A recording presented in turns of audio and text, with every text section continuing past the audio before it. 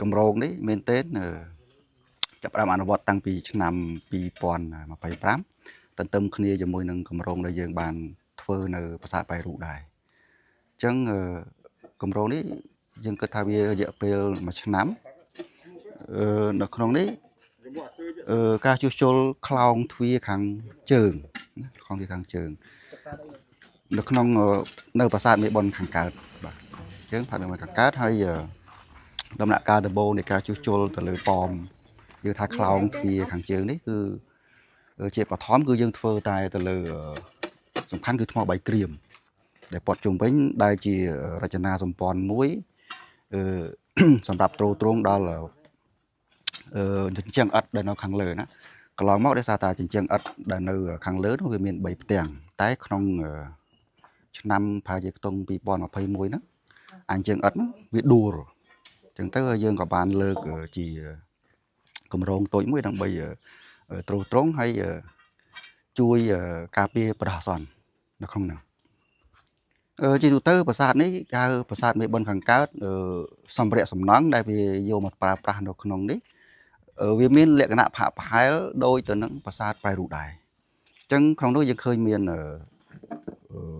ជាទូទៅយើងឃើញឥដ្ឋភាគច្រើនប៉ុន្តែគេមិនទាន់ចោលទេនៅគ្រឹះខាងក្រោមដែលគេប្រើជាថ្មបាយក្រៀមក៏ដូចជាថ្មភក់សម្រាប់ជាការលម្អនៅតាមខ្លោងទ្វារសសរពេជ្រឬក៏ផ្ដែជាដើមនៅក្នុងហ្នឹងកម្ពស់ប្រហែលជាខ្ទង់ប្រហែលជា6 7 ម៉ែត្រដែរណាក៏ប៉ុន្តែខាងលើអញ្ចឹងនៅខ្លោងទ្វារនេះខ្លោងទ្វារខាងជើងនេះរចនាសម្ព័ន្ធខាងក្រោមមកវាគឺជាបាយក្រៀម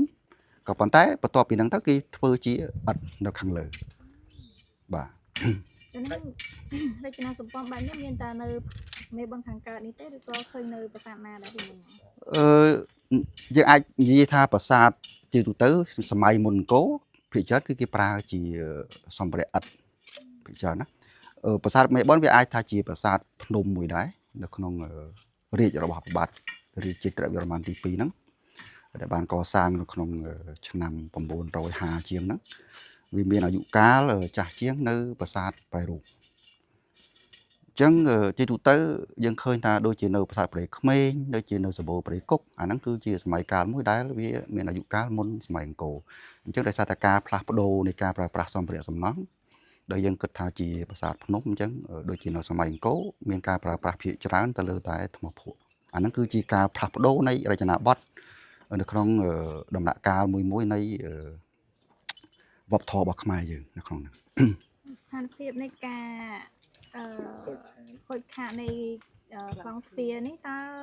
វាមានទំហំបែបណាហើយអ្នកជំនាញយើងហ្នឹងយើងជួសជុលពង្រឹងអីរបៀបណាវិញដើម្បីឲ្យវារឹងមាំអីឡើងវិញជាទូទៅនៅក្នុងរចនាសម្ព័ន្ធប្លង់នៅក្នុងប្រាសាទមេបុណ្យខាងកើតនេះយើងបានធ្វើជាផែនទីហានិភ័យដោយសំដៅទៅលើទីតាំងដែលវាមានគ្រោះថ្នាក់ខ្លាំងមធ្យមហើយនឹងតិចតួចនៅក្នុងហ្នឹងដោយឡែកខ្លោងទ្វារខាងជើងវាស្ថិតនៅក្នុងកម្រិតខ្ពស់ដូចគ្នាដែរដោយសារតែមានព្រឹត្តិការណ៍មួយជញ្ជាំងឥដ្ឋដែលបានដួលរលំនៅក្នុងឆ្នាំ2020ជាងហ្នឹងយើងក៏ដាក់គោលដៅលើកគម្រោងដើម្បីជួសជុលប្រាសាទនឹងឡើងវិញការខូចខាតជាទូទៅ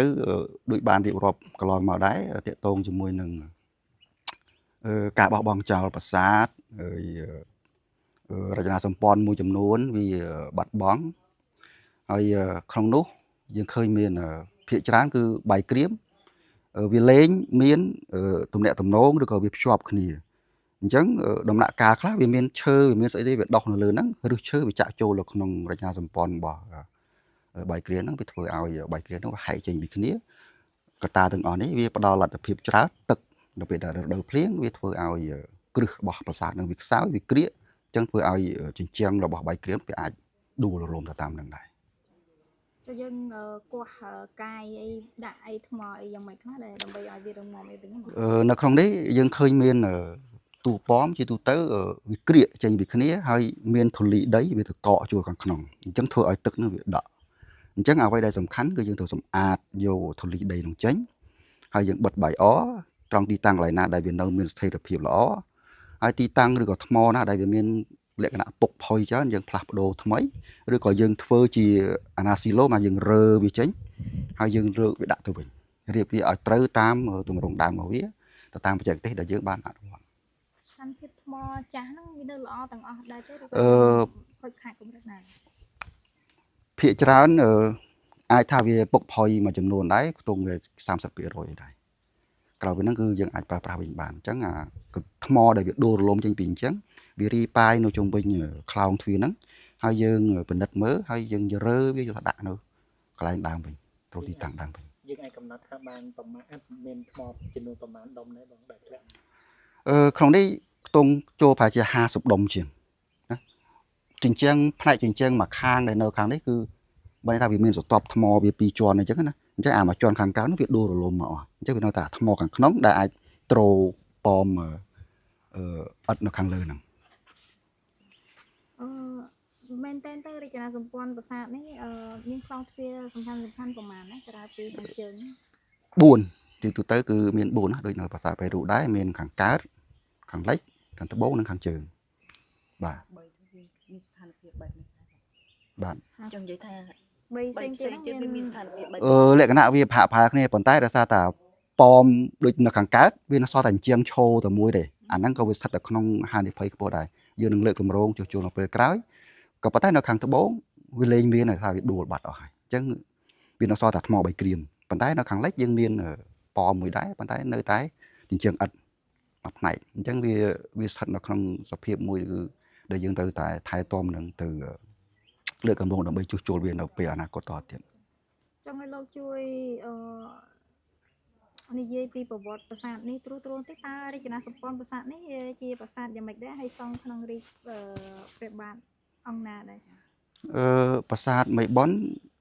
ជាប្រាសាទមួយដែលកសាងឡើងមុនប្រាសាទប្រៃរូបដែលវាមានក្នុងស្ថិតក្នុងអតែមួយដូចគ្នាកសាងនៅក្នុងរាជស្ដេចតែមួយប៉ុន្តែមានអាយុកាលចាស់ជាងប្រាសាទប្រៃរូបអញ្ចឹងប្រាសាទនេះរចនាសម្ព័ន្ធមែនទែនទៅវាស្ថិតនៅលើដូចជាកោះមួយនៅក្នុងបារាយខាងកើតឬក៏បារាយយសថោតដាបើសិនជាយើងចង់ធ្វើដំណើរមកប្រាសាទនេះពីមុនមកគឺត្រូវជិះទូកណាត្រូវមានកន្លែងដើម្បីអាចឡើងមកលើប៉មនឹងបានណាអញ្ចឹងប្រាសាទនេះគឺព្រះអង្គធ្វើឡើងដើម្បីឧទ្ទិសទៅដល់បុព្វការីជនរបស់ព្រះអង្គ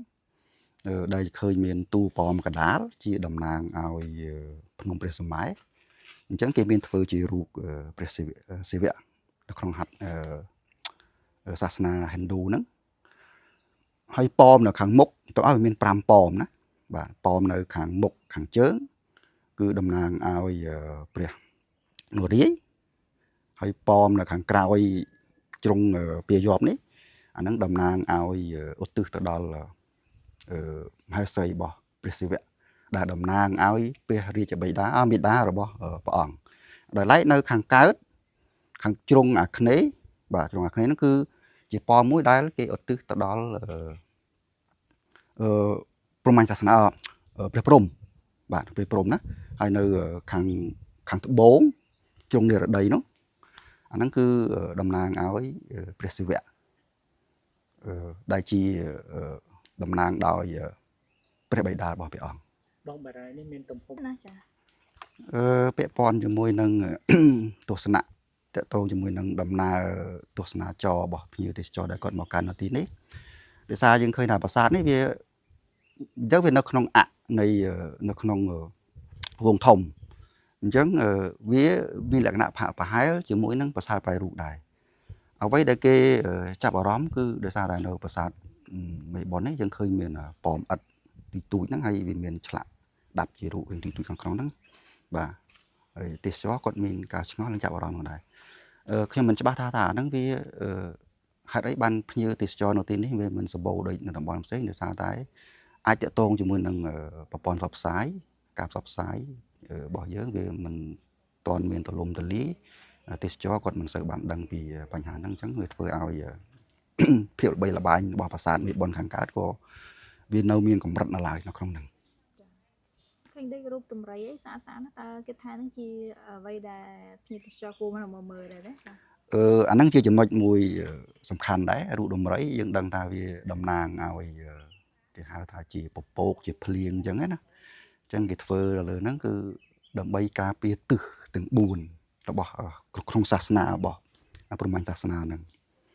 បាទ សុថាមានអី បងរចនាសម្ព័ន្ធរបស់ខ្លោងទ្វារខាងហ្នឹងដូចមានស្លាកស្នាមជួសជុលតែជួសជុលនៅពេលណាហើយការជួសជុលបានជួយសង្គ្រោះអីទូខ្លោងទ្វារយ៉ាងដូចនេះដែរ និយាយជារួមប្រាសាទយើងនៅក្នុងតំបន់អង្គរទាំងអស់ឬក៏អាចថាក្រៅពីតំបន់អង្គរមែនទែនទៅក្រោយពេលដែលយើងបោះបង់ចោលគឺមានតែបារាំងទេដែលគាត់បានចូលមកហើយគាត់ចាប់អារម្មណ៍ហើយស្រឡាញ់ទៅលើប្រាសាទរបស់យើងហើយគាត់បានធ្វើការជួសជុលវាអាចខ្ទង់ឆ្នាំ1930ជាងអញ្ចឹងទៅអញ្ចឹងយើងឃើញមានស្លាកស្នាមជួសជុលមួយចំនួនដែលមានបន្សល់ទុកឲ្យយើងឃើញដល់បច្ចុប្បន្នអាហ្នឹងភាគច្រើនគឺជួសជុលដោយសាលាបារាំងអញ្ចឹងលក្ខខណ្ឌនៃការជួសជុលទាំងអស់ហ្នឹងវាអាចជួយសម្រួលក៏ដូចជាទប់ស្កាត់ប្រាសាទរបស់យើងកុំឲ្យវាបន្តដួលរលំតទៅមុខទៀតអញ្ចឹងវាជាផ្នែកមួយដែរវាអាចជួយគ្រប់គ្រងក្រោយមកបានយើងធ្វើការកាប់ឆ្ការឬក៏ថែទាំជាលក្ខណៈបណ្ដោះអាសន្នដោយអាជ្ញាធរជាតិអប្សរាអញ្ចឹងទៅ ជួសជុលនេះយើងជួសមានការលំបាកទេបងដោយសារយើងត្រូវជួសជុលគ្រឿងថ្មជាងថ្មឲ្យក្រៀមផងនិងមានអត់ទៀតទេបង បាទនៅក្នុងលក្ខខណ្ឌនៃការជួសជុលយើងដឹងថាថ្មបៃក្រៀមមែនទេទៅបើជួសជុលវាលឿនក៏ប៉ុន្តែការប្រើប្រាស់កម្លាំងវាត្រូវការច្រើនជាងការជួសជុលជាងប្រាសាទឥដ្ឋដោយសារយើងត្រូវការសម្ភារៈបច្ចេកទេសមួយចំនួនត្រូវការសិក្សាស្វែងយល់អំពីបទដ្ឋានដើមរបស់ប្រាសាទហ្នឹងថាទៅជួសជុលយ៉ាងម៉េចការប្រើប្រាស់សម្ភារៈជំនួសក្តីអីក្តីគឺត្រូវតែធ្វើទៅតាមអ្វីដែលជាក្រមច្បាប់ដែលបានអនុម័តដោយអ្នកជំនាញអាត6នៅក្នុងហ្នឹង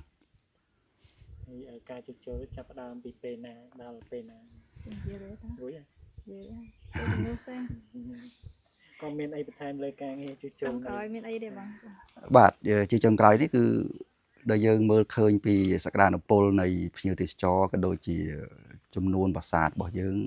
ច្រើននៅក្នុងតំបន់អង្គរក៏ប៉ុន្តែក្នុងនោះក៏មានប្រាសាទមួយចំនួនដែលវារងការខូចខាតច្រើននៅក្នុងហ្នឹងអញ្ចឹងបើសិនជាថ្ងៃអនាគតទៅ